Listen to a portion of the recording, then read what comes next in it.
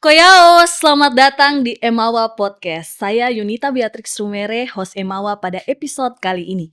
Jika kita bicara soal pembangunan, khususnya provinsi baru seperti Provinsi Papua Tengah, tentu bukan hanya tentang pembangunan jalan atau pembangunan gedung, tapi juga bagaimana kita mempersiapkan sumber daya manusianya untuk mengisi peluang-peluang ke depan. Di balik berbagai program pembangunan, pemerintah Provinsi Papua Tengah melalui Dinas SDM dan Transmigrasi juga tengah fokus meningkatkan keterampilan masyarakat, membuka peluang wirausaha, serta menyiapkan pembangunan Balai Latihan Kerja atau BLK sebagai pusat pengembangan kompetensi tenaga kerja di Papua Tengah. Seperti apa strategi dan program yang sedang disiapkan? Hari ini kita akan membahasnya langsung bersama dengan Kepala Dinas Tenaga Kerja Transmigrasi Energi dan Sumber Daya Mineral. Selamat datang Bapak di Emawa Podcast. Bisa memperkenalkan diri terlebih dahulu? Terima kasih untuk undangan bagi kami di pagi hari ini. Sebelumnya mungkin saya memperkenalkan diri. Nama saya Frits James Borai, saya Kepala Dinas Tenaga Kerja, Transmigrasi, Energi, dan Sumber Daya Mineral. Jadi ada 3 hal yang harus kita biasa laksanakan dalam tugas pokok dan fungsi sehari-hari. Mungkin itu perkenalan sementara. Baik. Papua Tengah saat ini sedang berkembang pesat di area banyak sektor pembangunan. Tapi berdasarkan data ketenagakerjaan tahun 2025 dari sekitar 790.000 masyarakat yang bekerja, lebih dari 513.000 orang masih berpendidikan tamatan SD. Di sisi lain, tingkat partisipasi angkatan kerja kita cukup tinggi, yaitu sekitar 73,89%. Melihat kondisi ini, Pak, seberapa penting program peningkatan keterampilan atau upskilling dilakukan agar kita punya masyarakat di Papua Tengah ini bisa bersaing juga dalam pembangunan daerah Provinsi Papua Tengah ke depan? Jadi permasalahan kita sebenarnya untuk mengisi pembangunan, yang bisa mengisi pembangunan kan manusianya. Bukan masalah fisiknya, manusianya yang harus bisa siap menerima pembangunan. Jadi pada tahun 2023, kami lakukan job fair. Kami sudah lakukan job fair itu di Timika, dengan tingkat pengangguran waktu itu di Timika itu sekitar 7.000-an. Di Nabire juga sekitar 3.000-an, karena disitulah yang konsentrasi padat. Jadi sampai dengan tahun 2025 kemarin, angka pengangguran kita sudah ada di angka 14.000 seluruh Papua Tengah. Angka 14.000 kan suatu permasalahan. Jadi langkah-langkah yang harus dilakukan berdasarkan visi misi gubernur adalah harus membangun suatu balai latihan kerja. Tujuan dari balai latihan kerja ini kan tujuannya untuk mendidik kita punya masyarakat. Mungkin yang tadi dibilang pendidikannya rendah, kita bisa kasih masuk. Karena itu kebijakan-kebijakan yang gubernur ambil untuk mempercepat pembangunan. Jadi balai latihan kerja dibangun bukan karena keinginan, tapi itu karena kebutuhan. Kebutuhan daerah, mau tidak mau harus ada. Cuman sementara kita kan lagi membangun, akhirnya kita harus menyiapkan masyarakat kita bagaimana supaya mereka bisa terlibat dalam pembangunan. Kalau kita menunggu sampai BLK selesai kan masih lama. Ya. Akhirnya harus langkah-langkah konkret yang dilakukan oleh pemerintah. Dalam hal ini gubernur adalah mendidik masyarakat untuk bagaimana hidup berwirausaha. Jadi langkah-langkah berwirausaha itu yang kita lakukan adalah kegiatan-kegiatan seperti biovlog. Biovlog itu kita harus kirim ke luar Papua. Kita bisa kirim sampai 40 tahun kemarin, tapi yang Bapak Gubernur lepas itu hampir 40. Jadi masyarakat itu kita ambil dari beberapa, dari Kabupaten Mimika, Dogiai dengan Nabire sendiri. Jadi kita biovlog itu adalah budidaya ikan air tawar. Jadi masyarakat menggunakan tempat di halaman rumah, tapi dia bisa melakukan budidaya itu sendiri. Jadi kalau kita kirim 40, harapan kami kan harusnya 40 itu bisa kembali baik. Tapi ya itu namanya kita punya perencanaan tidak mungkin sesuai dengan apa kenyataan di lapangan. Jadi langkah-langkah itu, jadi salah satunya macam pengelasan juga kita lakukan. pengetikan juga kita lakukan, atau komputer ya, sampai dengan menjahit. Oh, Ibu-ibu juga kita ajar mereka untuk menjahit, tapi kita kirim keluar. Jadi bukan menjahit di sini. Tempat pelatihan tidak ada di sini, jadi kita kirim keluar. Terlepas dari hal-hal untuk kewirausahaan, ada program intervensi gubernur yang harus dilakukan untuk keterlibatan masyarakat daerah pegunungan untuk bagaimana terlibat dalam kegiatan-kegiatan pembangunan. Seperti kita kerjasama dengan Yayasan Somatua. oh, Somatua. Yayasan Somatua dia mendidik skill untuk pariwisata, dia mendidik untuk alat berat, jadi mereka bisa jadi mekanik.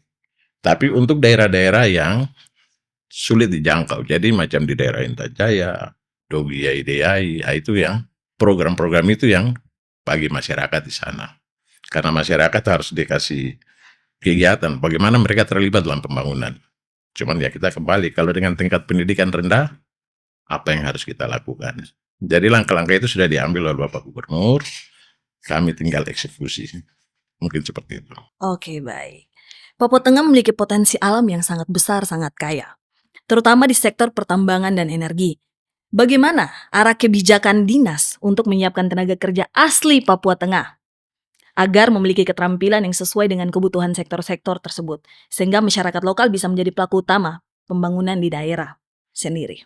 Ya, kalau kita berbicara untuk sumber daya alam ataupun sumber daya mineral, Provinsi Papua termasuk di atas Papua Tengah ini di atas rata-rata. Karena pertama kita melihat ada PT Freeport di sini.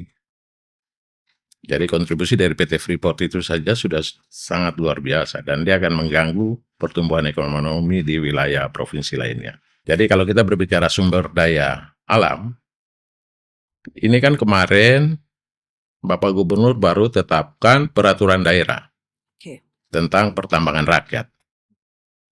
Itu di era Bapak Gubernur baru beliau tetapkan peraturan daerah provinsi tentang pertambangan rakyat. Sehingga kalau sudah ada peraturan daerah, otomatis kita harus siapkan peraturan gubernur. Tapi yang kita lakukan itu bagaimana untuk masyarakat itu terlibat di dalam. Karena salah satu konsideran di dalam itu masyarakat adat selaku pemilik hak wilayah, dia nanti yang menjadi pelaku. Jadi dia yang memegang izin pertambangan rakyat.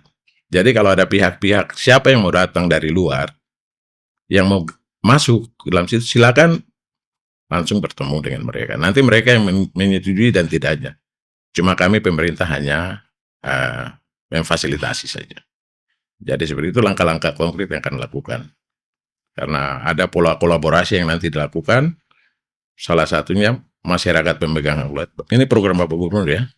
Kemarin sudah pertemuan juga dengan salah satu BUMN, kita sudah meeting bersama, yaitu untuk bagaimana dia terlibat dalam berkolaborasi dalam pengelolaan pertambangan rakyat. Masyarakat boleh pegang izin pertambangan rakyat, nanti perusahaan yang memilih hasilnya.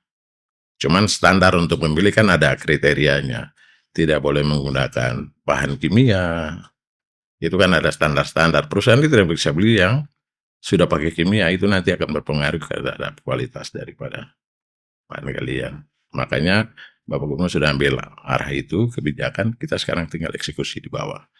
Jadi kami dari dinas sendiri untuk menyikapi itu, kami lagi menyiapkan yang namanya dokumen pengelolaan wilayah pertambangan rakyat. Karena ada 20 blok yang sudah ada, kita sementara sudah dikasih 20 blok.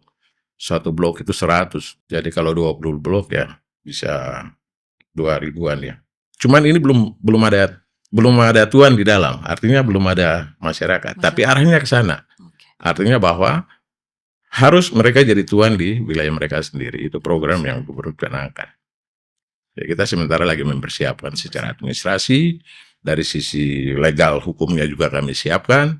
Jangan sampai ke depan ada konsekuensi lain yang akan dihadapi. Mungkin demikian.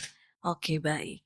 Data juga menunjukkan masih ada sekitar 289.000 masyarakat yang bekerja sebagai pekerja keluarga atau pekerja yang tidak dibayar.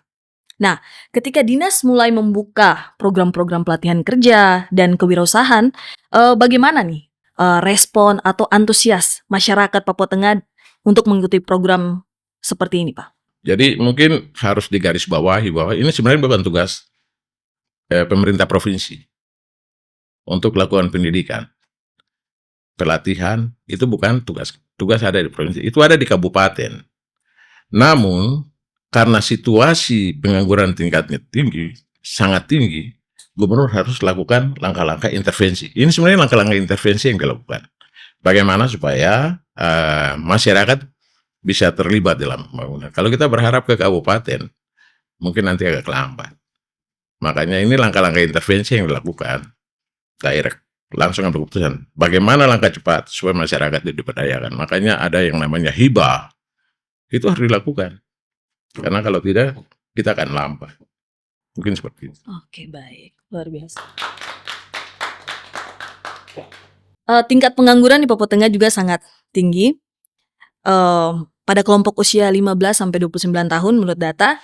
Nah, di sisi lain presentasi masyarakat yang menyelesaikan pendidikan SMA ke atas juga masih sangat rendah, hanya sekitar 35,59%. Menurut Bapak, seberapa besar pengaruh angka putus sekolah terhadap tingginya pengangguran di kalangan anak muda Papua Tengah saat ini? Ya itulah, karena tingkat putus sekolahnya itu tinggi, itu dipengaruhi dari infrastruktur pendukung. Jadi infrastruktur itu yang perlu dibangun. Ya mungkin seperti sekarang Bapak Gubernur sudah mulai bangun program-program pendidikan, karena beliau tahu masalah kita tuh ada di pendidikan, prioritas. Jadi dengan angka putus sekolah yang tinggi, kita kan orang Papua kan senang datang, yang penting ada. Kalau tidak ada ya, kalau tidak ya biar. Jadi tidak pernah dia memaksakan diri untuk saya harus mencari yang terbaik, karena saya mau makan semua ada, saya mau minum semua ada, saya mau apa semua ada. Jadi memang harus pola pendekatan itu yang harus diikuti. Karena kalau sumber daya manusianya tidak bertumbuh dengan baik, ya jelas masa depan kita juga akan tidak baik. Ya, betul. Jadi harapan kami di mana-mana harus ada sekolah yang bisa didirikan di situ sesuai dengan kepribadian atau budaya setempat, supaya masyarakat juga bertumbuh sesuai itu. Jangan kita memaksakan hal-hal yang tidak bisa dilakukan masyarakat kembali. Itu yang akan menghambat pertumbuhan pendidikan di daerah kita. Dari pengalaman-pengalaman atau program-program pelaksanaan yang sudah dilakukan, keterampilan atau kompetensi apa yang saat ini paling banyak sebenarnya dibutuhkan di dunia kerja, khususnya di Provinsi Papua Tengah, yang belum dimiliki oleh sebagian besar pencari kerja muda di Papua Tengah? Jadi sebenarnya kita pernah lakukan job fair. Job fair itu tujuannya kita minta supaya tenaga kerja kita tuh dilibatkan. Kelemahan kita itu, kita punya ijazah ada. Cuma keterampilan kita itu dalam hal mungkin kesehatan dan keselamatan kerja. Kami tidak punya license itu. Dan kami juga, mereka tidak mahir dalam hal operasikan komputer. Itu hal-hal itu sebenarnya yang dibutuhkan di pasar kerja. Tidak mungkin orang masuk tanpa punya skill. Minimal punya skillnya itu yang dibutuhkan. Jadi kita waktu lakukan itu kita menilai, oh berarti tingkat ini rendah. Makanya BLK itu sebenarnya jawabannya. Kalau tidak ada ya terpaksa kita harus berkolaborasi lagi atau bekerja sama dengan pihak-pihak lain yang menyelenggarakan itu. Oke, luar biasa. Untuk menjawab tantangan ketenaga kerjaan yang tadi kita sudah bahas, program pelatihan kerja apa saja yang saat ini sedang dijalankan atau yang mungkin sudah dijalankan, dan keterampilan apa yang paling diprioritaskan agar sesuai dengan kebutuhan dunia kerja dan industri di Papua Tengah? Kami kalau masuk ke dunia industri mungkin tadi syaratnya kita harus punya D3, kita harus memahami komputer, ya keahlian-keahlian itu harus, mungkin bahasa Inggris juga menjadi bagian yang penting. Tapi kalau dalam dunia kerja saat ini, itu yang program yang Bapak Gubernur, kemandirian. Jadi kemandirian masyarakat untuk bisa berusaha. Makanya program-program seperti kita bikin Bioflow, itu arahnya untuk kemandirian. Jadi masyarakat itu harus mandiri dengan dia punya lingkungan kerja di mana dia berada. Itu tujuan kemandirian. Jadi mereka bisa berusaha sendiri. Nanti kalau untuk hal-hal industri kan, saya pikir itu nanti pekerja-pekerja dengan keterampilan di atas rata-rata yang harus masuk ke dunia kerja. Dari program-program kemandirian yang tadi Bapak sampaikan yang sudah dijalankan, bagaimana cara dinas mengukur keberhasilan program-program tersebut yang sudah dijalankan? Kita dapat mengukur itu, karena kalau kita sudah bikin program, pasti kita berharap 100% terrealisasi. Tapi biasanya itu tidak mungkin bisa kita mencapai itu. Tapi program-program ini pasti satu atau dua dari program itu pasti ada muncul. Program-program itu kita lakukan ya tujuannya itu saja. Bagaimana keterlibatan masyarakat Papua dalam pembangunan. Arahnya memang cuma satu itu. Dia harus terlibat, bagaimana dia punya penghasilan, mungkin seperti dengan program kopi. Program kopi itu kan bagus. Nah, kita rencana tahun ini juga, kita ada bikin juga untuk program kopi juga. Salah satunya kita ada kasih masuk juga untuk masalah apa ya, HP kan, perbaikan HP. servis HP.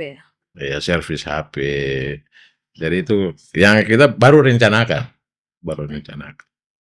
Dari peserta-peserta yang sudah mengikuti program-program ini, apakah ada kisah sukses? Macam biovlog, mereka kan budidaya ikan air tawar, ikan nila air tawar itu sama dengan ikan mujair. Jadi kita lihat suksesnya mereka itu. Oke. Saya bilang mereka kalau kalian bikin ikan, kapan-kapan bakar saya harus makan. Nah, jadi kadang mereka bawa ikan tuh ke rumah, dong antar ke saya. Saya bilang, banyak sekali. Ah, itu sudah. Oke. Nah, itu salah satu saya ukur. Oh, berarti mereka punya minat untuk di bidang ini bagus. Oke. Jadi, tapi tidak semua. Saya lihat cuma berapa. Oke. Luar biasa. Setelah mengikuti program-program tersebut, bentuk dukungan apa yang diberikan Dinas SDM kepada anak-anak muda yang ingin menjadi wirausaha itu?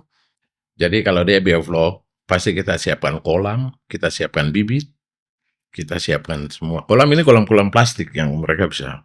Ada yang berapa ya? 4 diameter 4 meter itu. Dia agak besar. Kalau mereka las, kita siapkan mesin las. Kalau mereka latihan komputer, kita siapkan komputer. Kalau mereka menjahit, mesin jahit pun kami siapkan. Seperti itu. Jadi semua kita siapkan peralatan mendukung untuk mereka bisa beradaptasi dengan dunia kerja. Di samping dunia kerja, wirausahanya bisa bertumbuh. Walaupun pelan-pelan, ya harapan kami dia bisa bertumbuh cepat lah. Oke, luar biasa. Tadi Bapak ada sampaikan sedikit program yang mau dijalankan ya di tahun ini seperti yang tadi servis HP ya. Iya. Bagaimana Dinas sendiri memastikan bahwa peserta yang nanti mengikuti tes ini dari kabupaten ya? 8 kabupaten. Iya. Bagaimana Dinas memastikan bahwa kesempatan mengikuti pelatihan kerja ini bisa diketahui dan diakses oleh masyarakat, termasuk anak-anak muda yang berada di kabupaten-kabupaten tersebut? Jadi langkah yang kita lakukan saat ini adalah koordinasi di tingkat kabupaten. Sementara dilakukan sekarang permintaan, kalian carilah anak-anak yang dengar-dengaran. Supaya bisa ke sana kerja baik, kembali juga baik. Jangan cuma datang ini saja kita kirim ke sana, dia tidak pusing, kembali tidak bikin apa-apa. Tapi kita berharap itu anak-anak yang dengar-dengaran datang, kita daftar, yang penting usul dari kabupaten supaya jangan ada kesalahan ke depan, jangan seakan-akan kita mengintervensi tanpa berkoordinasi.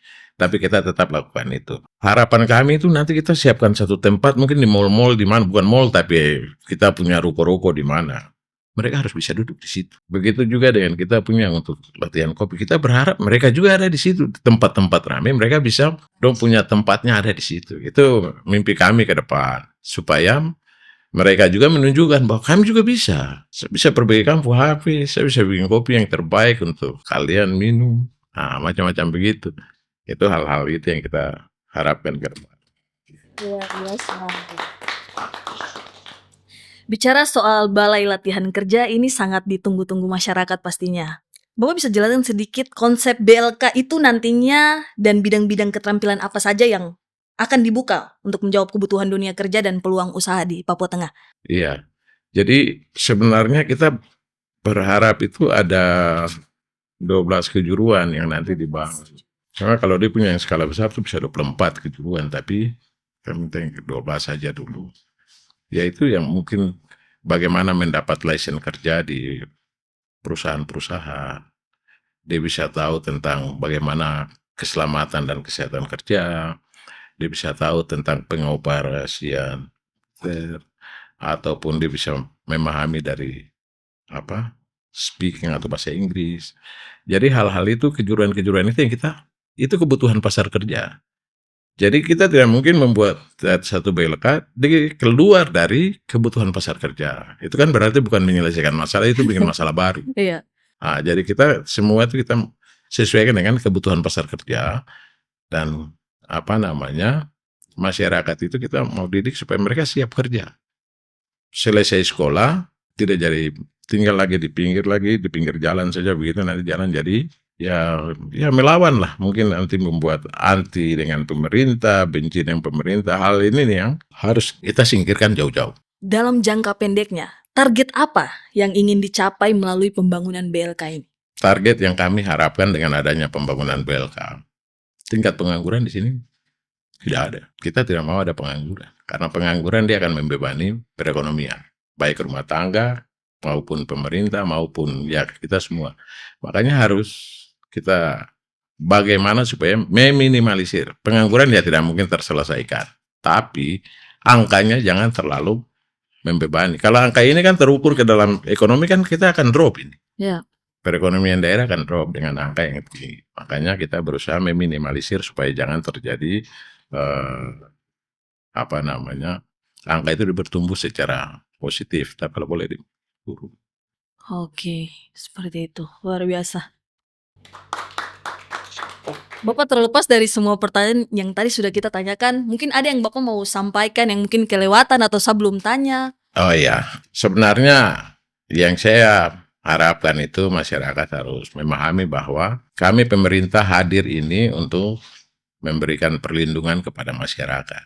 Jadi masyarakat untuk hal-hal yang dibutuhkan, macam kita lebih konsentrasi sekarang tuh untuk penerangan, karena program Papua Tengah Terang itu menjadi model yang akan untuk kita ukur ke depan. Karena dengan program Papua Tengah Terang, Bapak Gubernur minta 24 jam daerah yang seperti Intan Jaya, seperti daerah Mulia, Gubernur minta 24 jam harus lampu menyala, tidak terkecuali. Makanya langkah-langkah itu yang kita lakukan. Mungkin tadi kita bicara hanya sebatas sumber daya manusia dan BLK, tapi infrastruktur lain juga itu mendukung untuk pertumbuhan dari wilayah itu masing-masing. Terakhir Pak, pesan penyemangat dan motivasi dari Bapak buat generasi muda Papua Tengah untuk tidak lelah mengasah kemampuan dirinya, serta komitmen pemerintah untuk terus hadir mendampingi. Kami berharap kepada masyarakat Papua Tengah, kita minta supaya program pendidikan yang pemerintah canangkan, kalau boleh semua ambil bagian di dalam. Karena tanpa masa depan, tanpa pendidikan yang baik, kita tidak akan mencapai masa depan yang kita harapkan. Begitupun yang pemerintah cita-citakan. Mungkin itu yang dapat kami sampaikan. Terima kasih. Membangun daerah tidak melulu soal fisik, tapi memandirikan manusianya adalah investasi terbaik untuk masa depan Papua Tengah. Terima kasih untuk pemerintah Provinsi Papua Tengah yang melalui Dinas SDM dan Transmigrasi yang terus membuka jalan dan kesempatan bagi tong semua untuk tumbuh dan berdaya. Mari tong ambil bagian dari setiap program-program pelatihan yang ada. Inilah cerita Emawa di hari ini. Sampai jumpa di episode Emawa berikutnya. Koyao!